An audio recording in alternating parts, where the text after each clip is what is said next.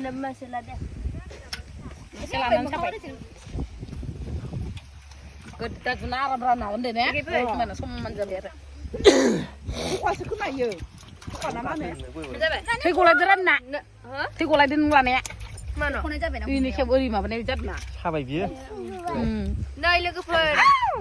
Zig gitir-gitir nah humde sing makan ni. No, zig gitir-gitir bisle. No, chuyang. Dah arlah bawa mas. Ni gitir sintan mah.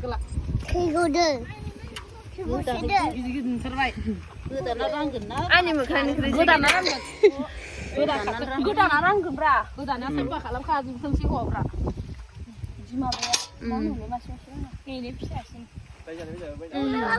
Ikhwan sana gua. No, nang left siya ko. Mana? Gitir ko dah. Nah, ya ayam muang menai. Apa yang uyau? Ya ayam muang menai. Kulah sosa kulah. Makan ni kana zan na ke teng zan na. Alim apa pun ada suka. Kan dia semua dah.